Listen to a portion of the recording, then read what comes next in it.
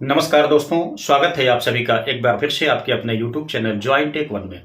दोस्तों, जैसा आप सभी को पता है कि मैंने आप लोगों को एक अपडेट दिया हुआ था कि 31 मार्च 2024 को अब यहाँ पे जो L0 टाइप की फिंगर डिवाइस है वह क्लोज हो जाएगी पेनियर बाई एप्लीकेशन में। ये नोटिफिकेशन भी आ गया, जैसा कि पहले आया हुआ था कि ये 30 जून को समाप्त होगी, लेकिन दोस्तों अब इसकी एक्सपायरी जो है वो 31 को ही दे दिया।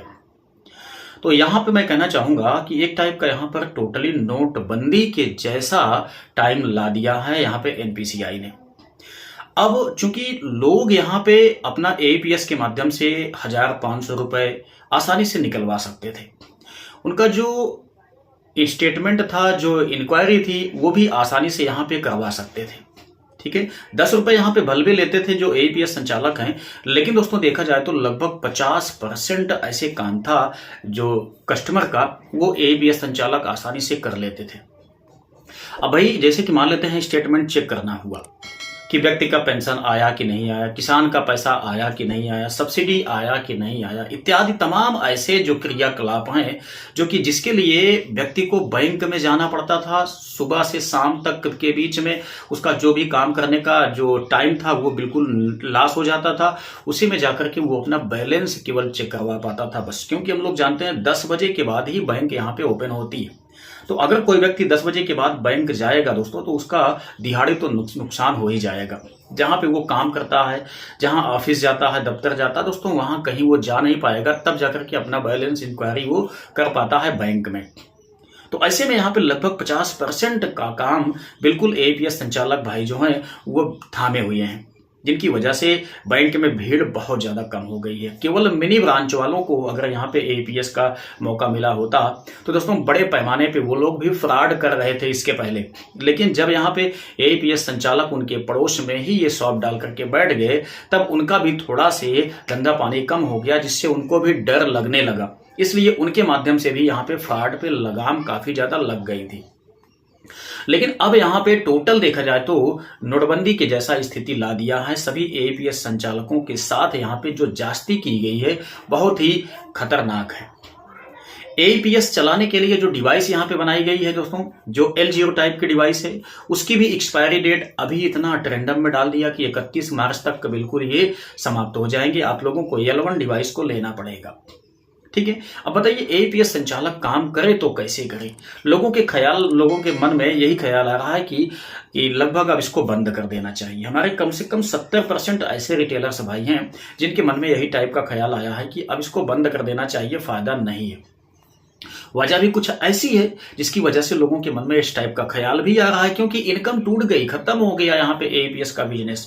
ठीक है, मैं आपको यहाँ पे कुछ 4 पॉइंट्स बताने वाला हूं, जिसको समझ लीजिए सबसे पहले। उसके बाद आप लोग डिसाइड कीजिए, कमेंट में बताइए कि क्या अभी आप लोग एपीएस चलाना चाहेंगे या नहीं चलाना चाहेंगे। ठीक है, तो देखिए सबसे पहले आप समझिए 2024 में दोस्तों इन्होंने जो 2 फैक्टर ऑथेंटिकेशन का नियम लगाया, इसकी वजह से काफी ज्यादा ऐसे रिटेलर्स भाई थे जिन्होंने अपने फैमिली के नाम से आईडी को इशू करवाया था, वो तो बिल्कुल यहां से छट गए। ठीक है, बिल्कुल छट गए वो। अब यहाँ पे बात को समझिए, लगभग देखा जाए तो 20 से 25% वहां पे आईडी छट गई, खराब हो गई। नई आईडी को यहाँ पे बनवाना पड़ा, तब जाकर के एपीएस संचालक अपनी शॉप पे आसानी से बिजनेस करने लगे। लेकिन फिर से वहां पे एक नया मुद्दा ला दिया कि पर ट्रांजैक्शन ऑथेंटिकेशन करना है। ठीक है, कोई बात नहीं है, चलिए आईडी अपने नाम से है।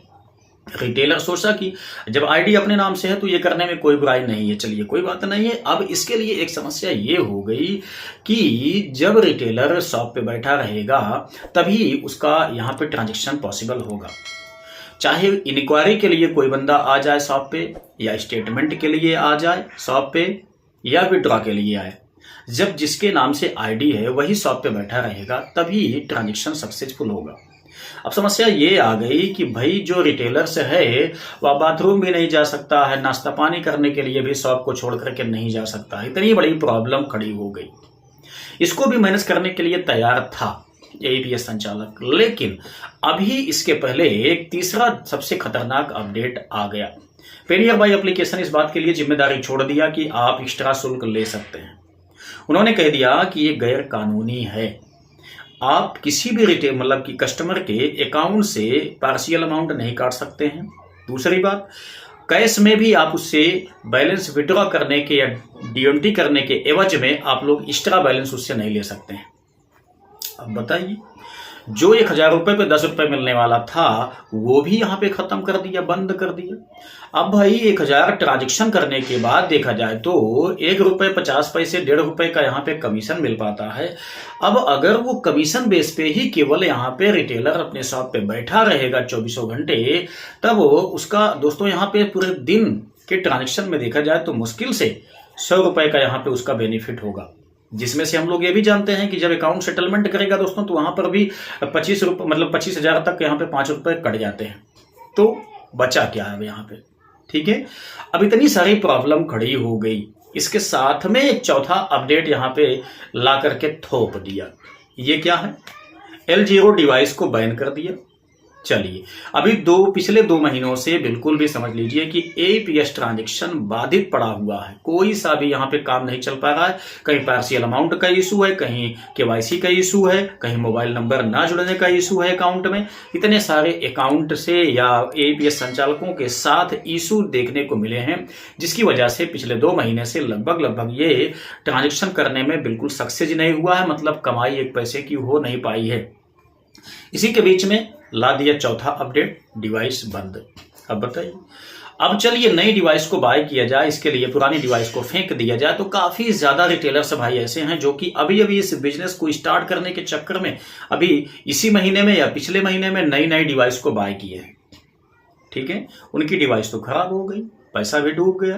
दूसरी बात यह है कि काफी लोगों का यहाँ पे रिचार्ज समाप्त हो गया था, अभी इसी महीने में या पिछले महीने में रिचार्ज किए हैं 1 साल 2 साल 3 साल के लिए, उनका भी पैसा यहाँ पे बर्बाद हो गया, ठीक है।